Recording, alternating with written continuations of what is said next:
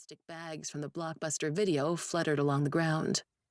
Helen, who was also a model, sauntered out of her room and lit a cigarette, despite Maiko's repeated declarations that she hated the smell.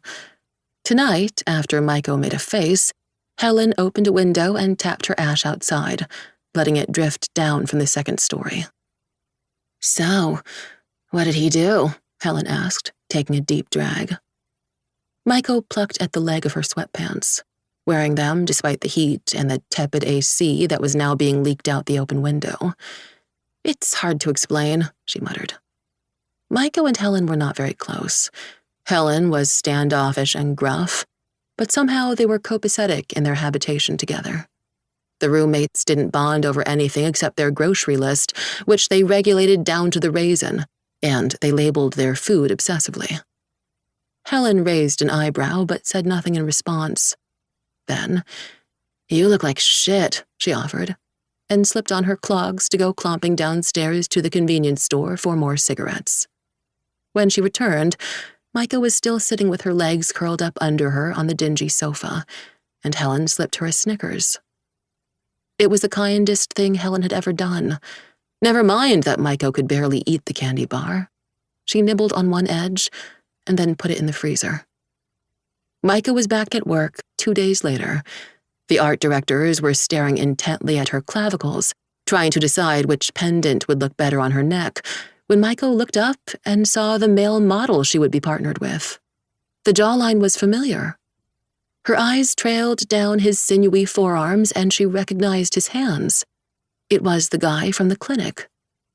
If he recognized her, he didn't show it. He gave her a small, impersonal smile, and she nodded back. "Adrian," someone called, and the guy turned. He was impeccably clean-shaven, with a perfect line buzzed at the nape of his neck. His hair was brown, but Maiko imagined it would be a hazy red in the sun. A diamond pendant was chosen for Maiko, clasped around her neck, and she draped her hair over her back.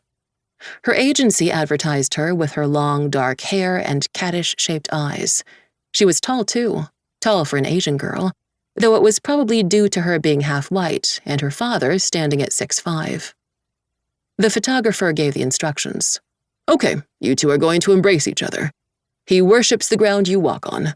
Remember to sell the diamond." Maiko nodded, and Adrian joined her on the set. He had been stripped of his shirt and oiled down so his skin was glistening. Maiko could see where the photographers had placed the lights and instinctively knew how to position her face and chest so that the pendant gleamed. She could imagine what the photo would look like, black and white with her skin aglow and her small hands delicately clasping Adrian's face. His face was so close to hers, his breath was minty. When they were finished with the shoot, he drew away from her with his eyes guarded and asked, are you okay?" And that was how Maiko knew. He remembered her from the clinic, too. She chewed the inside of her lip, wondering how to answer. "It's just my girlfriend. She's not..." He trailed off. Maiko understood. His girlfriend wasn't up and working yet. But here was Maiko, buffed and polished and looking serene, and she resented her life for more than a split second. "I have bills to pay," she said simply, and Adrian nodded. "Take care," he said. And Maiko was sure she'd never see him again. The evergreen set Maiko found herself on several weeks later was outdoors and humid. Lightning riggers placed a giant diffuser in the air to try to soften the light falling on the actors. To Maiko, it looked like a great white parade balloon held down by dozens of strings. She was hovering by craft services, playing with the label on a water bottle, when Adrian ambled up to her and said hello. "What were the chances of seeing you here?" he asked. "In a city this size?"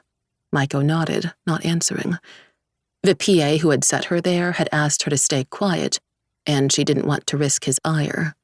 "So, you play a model in this scene?" he continued. "Must not be a stretch of the imagination for you." Maiko continued to be silent. It seemed to drive Adrian to want to babble because he said, "Did you see our billboard?"